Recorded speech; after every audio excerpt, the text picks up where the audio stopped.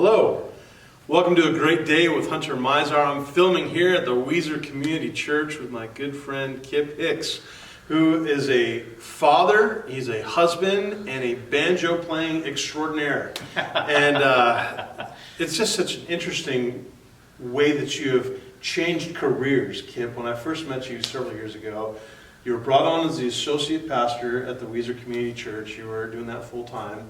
And the next thing you know, you were working at the school and you were a teacher there. And then after a couple of years, then you went into law enforcement. And now you're kind of taking on a new role that's not too new. I mean, tell us a little bit about this journey. It's just so fascinating to me. These are big changes in different paths. And how did all this come to be? So I'll back you up just a little bit. Sure. I started at Boise State University in the engineering program. Okay. I got what bored. was the goal? The goal was to get a bachelor's degree in engineering. Okay. I got bored. Okay. And that has been a consistency throughout my life. Okay. And so I halfway through the engineering program, I switched and went into automotive technology. Okay. And I became a mechanic. Yeah. I worked on cars, and I did that for nearly a decade.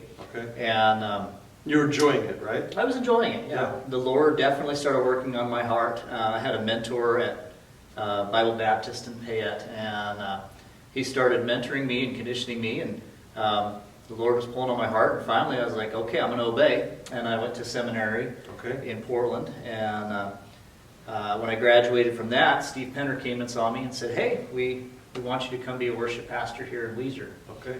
And so that was 2014, and I came on full-time here at the community church. And I've loved it. This has been our home church for the last decade. It seemed like even that position, though, kind of evolved, right? Very like much. all of a sudden, I saw you really involved with youth, and then there was like men's Bible study, and then you were doing like CR stuff and prison. I mean, it wasn't just worship, right? I mean, No. You were exposed to a lot of stuff. All over the board, and I loved it. It's just wherever God could use me, Yeah. I wanted to be. In 2017, I just really felt God pulling me to get more involved with the youth, so I went down to the school office and signed up to be a substitute teacher. Okay. And while I was there, I won't say names, but one of the ladies in charge of signing me up to be a substitute says, hey, you've got automotive background.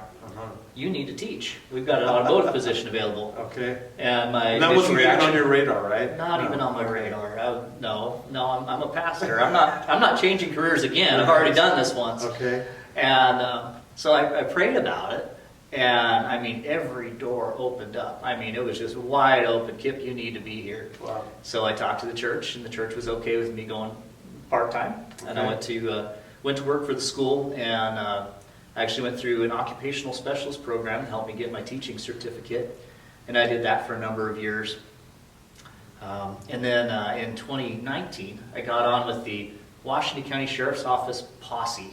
Okay. And the Posse was a blast, and I got to... What is that? What is that? So that's a volunteer organization. You are deputized within the county under the sheriff.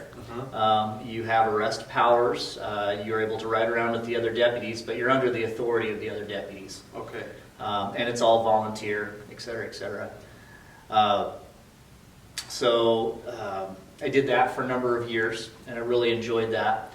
COVID hit, and it without saying anything negative, it reduced the joy of teaching. Yeah. I feel like a lot of teachers really struggled teaching through COVID. Yeah. And at that same time, especially a subject that's so hands-on, Yeah. of working on cars, and then you got to figure out how to do it virtually. I mean, I'll tell you a story on that one. So I made an online video for my students to check fuses. They were supposed to go out to their parents' cars and check to see what fuses were good or bad, and I walked them through that process in my video. And one of the students' parents called back and said, hey, my kid took all the fuses out of my car. How do I put the right ones back in? Nice. So we had to go fix that. Right. I learned a lesson on what not to do, Okay. not to teach through that. But Right. trying to teach hands-on over video and over the internet was extremely difficult. I'm sure. Around that time, my oldest son got sick. He was diagnosed with liver failure. And that was a very difficult time in our family's life. And he needed to be home.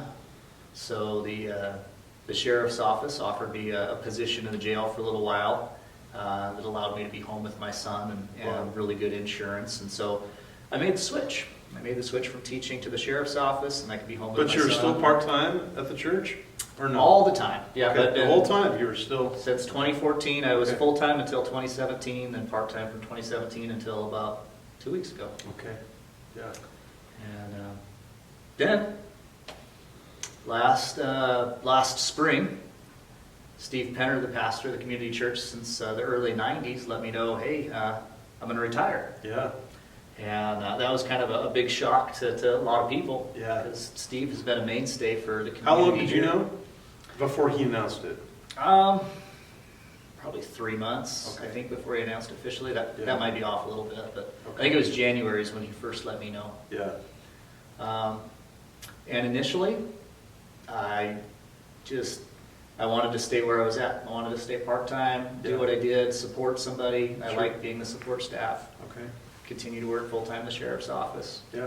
And because I know, at least for me as an outsider looking in, I thought, oh, Kip's going to take the job. Like, you know, he's been there for a long time, and Steve's been kind of mentoring you, so I just assumed that you'd move right into that position, and it didn't quite work out that way initially. No, I felt like God, you know, or no, I don't know if I felt like God. I felt like I didn't want to step into that position right away. I was like, no, Lord. I mean, that's got to be tough to fill a guy who's been 30 years plus at a church. I mean, that's hard shoes to fill. And beloved in the community, of course.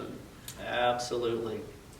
Yeah, there's a lot to think about, a lot to go on. And we did a pastor search. We actually did 3 separate pastor searches. Okay. And we spent a lot of time looking at candidates, and just nothing ever worked out. Yeah. And starting in about December, around Christmas, about 4 months ago, God just started changing my heart again and said, well, this is what I've been preparing you for. It's time. Yeah. So I'm still working full-time at the sheriff's office. Okay. And I went to the board of elders, and I went to our search committee and said, there's no way I can do this all by myself. So I need to be able to have somebody help me. Right. And they asked who that person was. And you've interviewed him before, Jon Lerew. Sure, yeah. And so Jon Lerew and I got together, and we came up with a proposal and said, we'll split the salary, and you'll get 2 pastors for the price of 1. Wow, okay. And it works out pretty well. Yeah. So, I mean, technically, you're the lead pastor, though. Is that how that works? I mean, how does it work for the 2 responsibilities? It's not like he's just working with youth, and then you're kind of the main preacher on Sundays. I mean, how does that work, the responsibilities of you 2?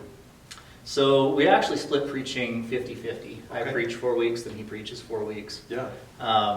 And then responsibilities are just going to be constantly adjusting. Yeah. He's definitely oversees the youth, community outreach, things like that. He's just really great at. I mean, God just works through him beautifully in that way. And then I just kind of make sure that all the chains are well lubed and the gears are going together and the bills be paid, and keep things running smoothly here. Yeah, because you were kind of the point to this whole transition time, right? I mean, the church was looking to you to lead them after Steve. So it's not like it's too foreign to you, this role. No, the 8 months after Steve left were very stressful. Sure. And I couldn't have done it without Jon. So now that Jon is full-time here, it's actually less stressful than it has been. So it's been great. Yeah. So officially, when were you voted in? You guys had to go before church congregation and vote. So that'd be April? Yeah. Okay. April 21st. Yeah. April 21st, 2024, we got voted in. And I mean, I talked to a couple of community church people, and they were just so excited. I mean, I've heard nothing but positive things, that they really believe in you 2 guys, and it sounds like the church really has some unity as you move forward in this kind of new chapter. So I'm very excited. Yeah, it's awesome. We've got wonderful people, we got wonderful plans, and we're just going to wait for God to show us where He wants us to be. Sure. Talk to me a little bit about your passion for music, because you've played a lot of venues in Weiser, and you know, this seems to be one of those things that just keeps circling. I mean, tell us a little bit where this passion for music comes from and some of the things you've done with it. Oh man. It started out, not to get into a history lesson, but when I was 7 years old, my mother started signing me up for a bunch of these talent shows from around the area. Okay. In fact, Sue Greif used to have one called the Apple Blossom Festival when I was 7 or 8 years old back in 91, 92. Yeah. And I would win it year after year after year. Okay. And I was a little bitty. I was a turd, but Just singing, you weren't playing. just singing, yeah. But what that brought me to is when I was a teenager, I actually had a manager, and I would sing all over Idaho and a little bit into Oregon. Okay. And again, it was just singing. Okay. I started taking guitar lessons briefly, and then it just was all self-taught after that. When my wife and I met, she went to American Idol with me.